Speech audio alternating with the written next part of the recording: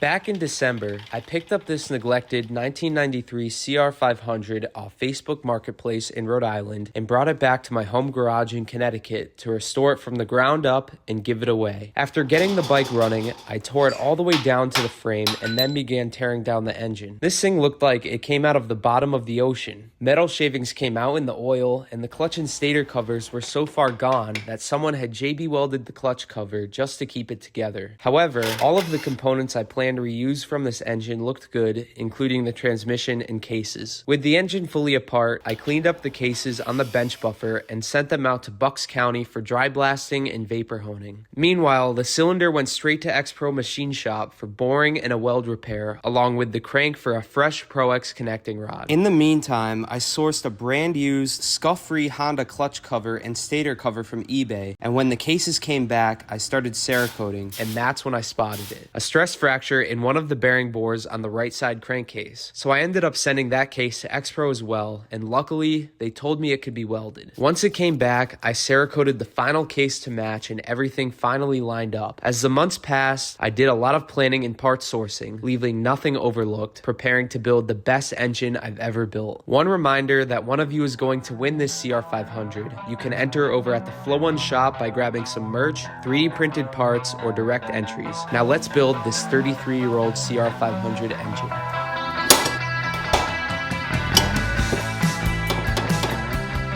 Give you guys a better look at the work that was done. It was just a small hairline crack. X-Pro has a special welder, welded all along the crack and then machined out. They sized it up perfectly.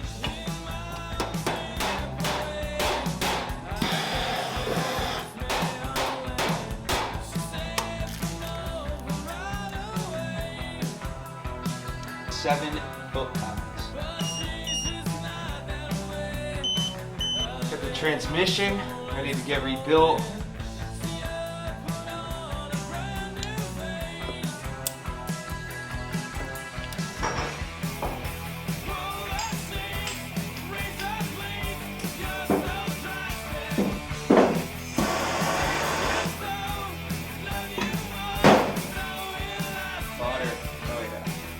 Ooh, it smells like candy cane.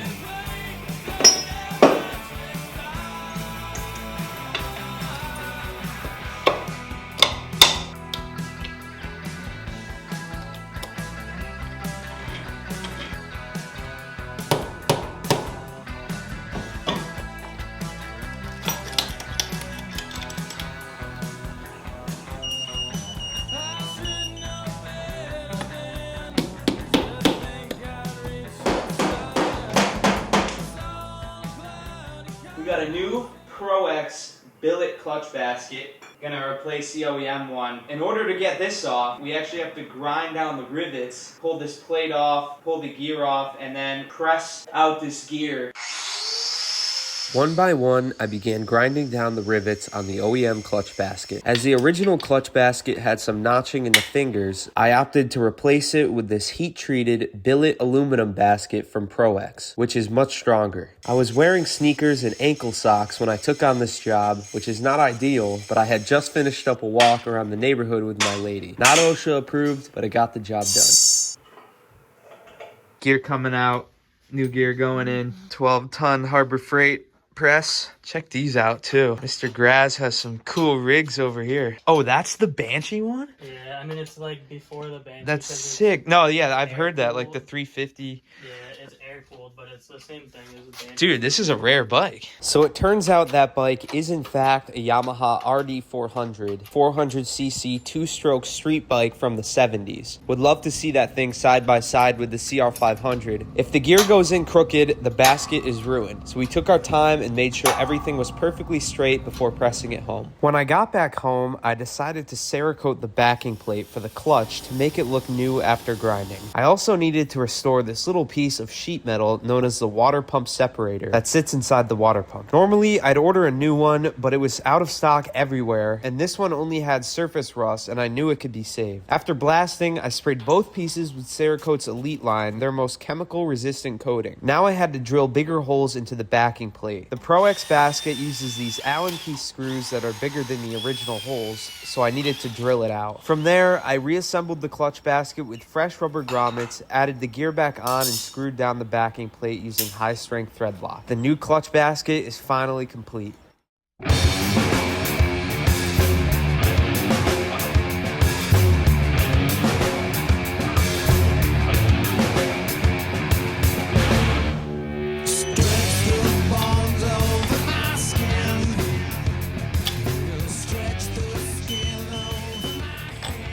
Alright, so I just threw the shifter on this side. Let's see if it shifts. Spin this and shift it.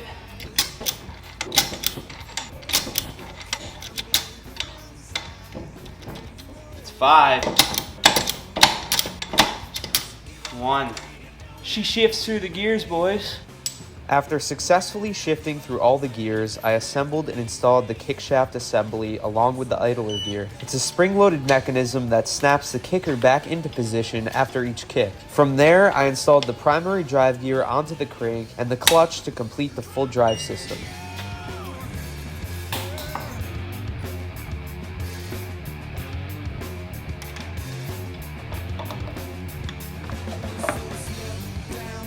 Shout out Pro X for this clutch. This is the kind of stuff that you're gonna want to run on a 500.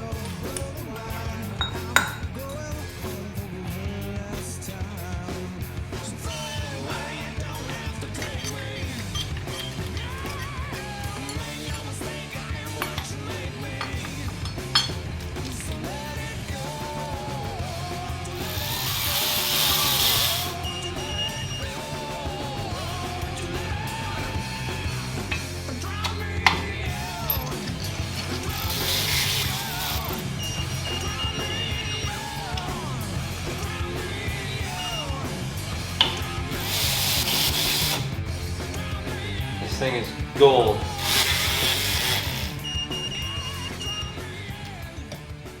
After installing the stator and flywheel, I hand tighten the flywheel nut into place. I'll come back and torque it to spec once the top end is on. I then threw on the freshly Cerakoted stator cover to get a first look at the bottom end, and wow, it's already looking incredible. By the way, the carbon case saver you see on there was custom made for this build by my buddy Connor over at Carbon Solutions. Connor makes a variety of unique parts for many different bikes, and he's now offering these case savers on his website. I'll link it down below. Connor also made us a custom rear brake caliper protector with the Flow One logo cut right into it. Big thanks to Connor for supporting this build and making this 500 look even better.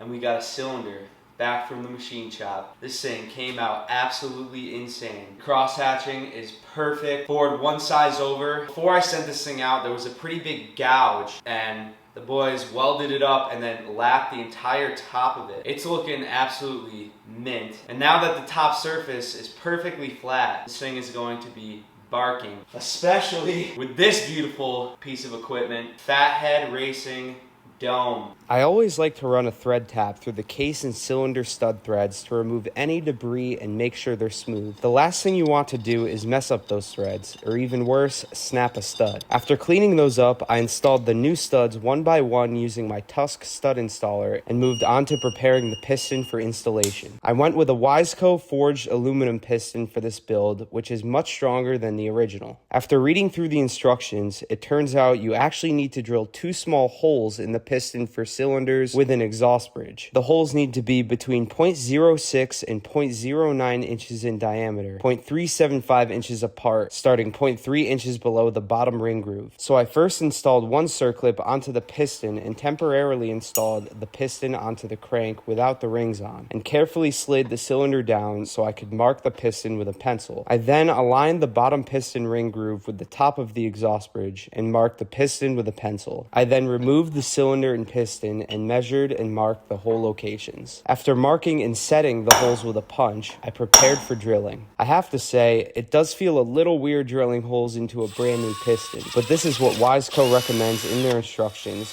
so I went for it. With 2 fresh holes, I removed any burrs with sandpaper and moved on. Even though X-Pro machined the cylinder to spec for this piston, it couldn't hurt to check the ring gap. It was right in spec with the service manual. With everything ready to go, I installed the piston onto the crank and installed the second circlip. I then slid on both the piston rings and added the base gasket. With some fresh Klotz Super Techniplate 2-stroke oil, I generously lubed up the cylinder and piston and slid the cylinder on. I then gently turned the engine over while holding the cylinder in place to make sure everything spun freely. From there, I installed the new cylinder head studs and torqued them down to the 9 foot-pound spec, followed by fresh cylinder base nuts from my Bolt hardware kit to complete the cylinder install. Don't move, baby. Oh, yeah.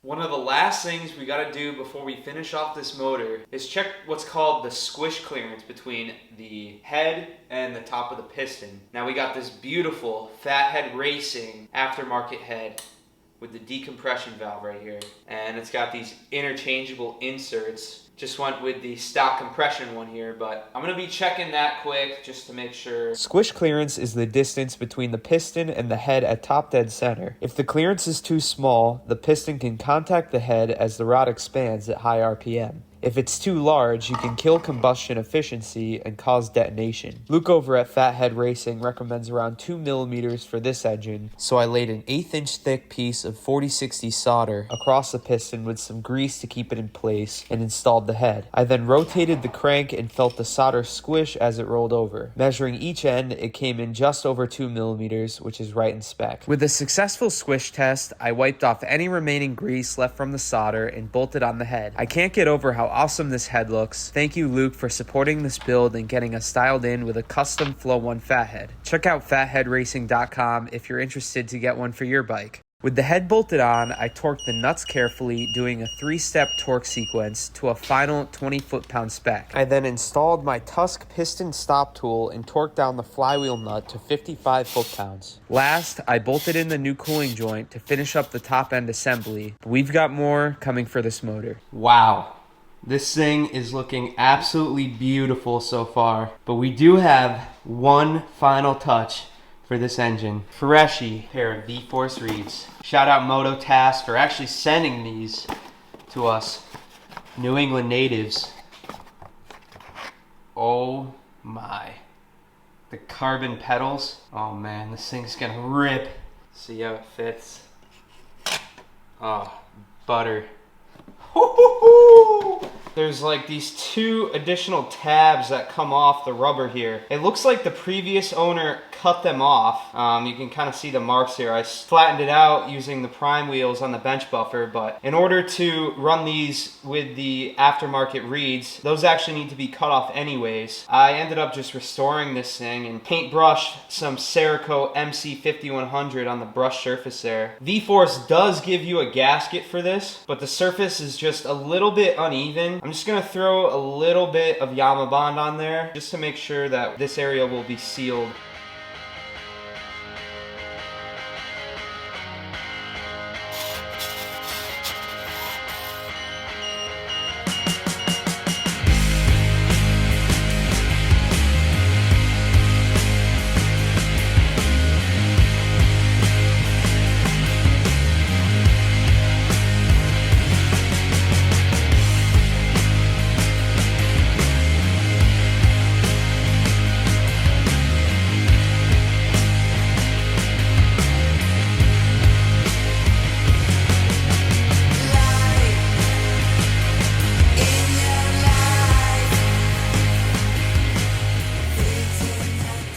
Time for this video's giveaway. We got the Klotz Super Techniplate, the Flow 1 Garage Build Tee with the 500. Get up close, come on. They gotta see it. You guys can also purchase these to get entered to the giveaway. And all the stickers from the sponsors. Let's draw the winner. Alright, so we got 51 people who entered into this giveaway. I asked you guys if you could ride anywhere in the world, where would it be? Number 43. N. Hamilton 492. Hatfield McCoy Trails in West Virginia. Never heard of that, but sounds like a cool spot. See it right here again. Send me an email at flow1shop@gmail.com and I'll get this sent out to you. So for this video, we're giving away another tee.